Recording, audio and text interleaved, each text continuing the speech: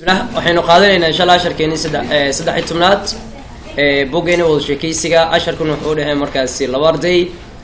ugu hore hadalkiisa bilaay wuxuu leeyahay you transgressed adiga waxaad ku xadgudubtay my own status sumcadaydii ayaad ku xadgudubtay please fadlan speak politely u hadal si degan misana si wanaagsan u hadal misana si edeb leh u hadal when you want markaa doonayso to share practice with me inaad wada sheekaysi aniga ila wadaagto because sababtoo I am not fond of anigu kama helo chatting with inaan la sheekaysto required some students ardayda muranka badan misana dooda badan misana qaylada badan like adigoo kale ah okay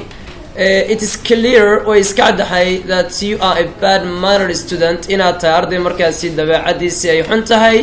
and I now aniguna aan ogahay that you don't deserve inaadan u qalmaynin to share practice with me inaad sheekaysi la wadaagto misana ila samayso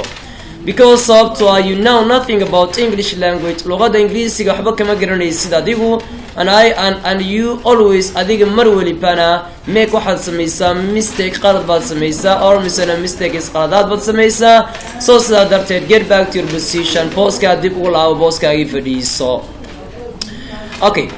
I am sorry anyone ka xumahay to share practice with a child like you anag noocaagii oo kale ah inuu sheekaysi aan la wadaago misana aan la sameeyo anigaan ka xumahay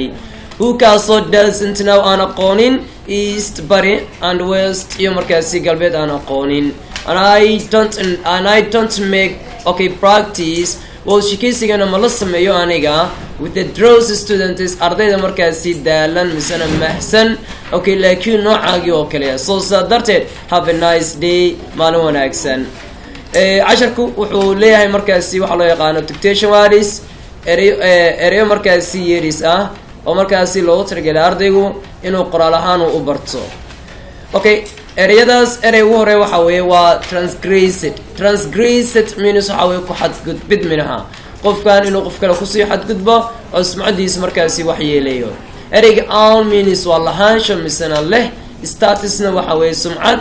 politely waxa weeye edeb leh mina quarrelsome waa ereyga shanaad weeye waxa weeye muran badan misana dood badan drowsina waxa weeye isaguna okay mahsan okay ereyga mannered waxa weeye dabeecad okay ereyada waa todobada erey waxaa la doonayaa ardaygu qoraal ahaan iyo akhris ahaan iyo micnahooda intaba inuu fahmo markaasi okay thank you asharkeenana halka ayuu ku eegaya maanta insha Allah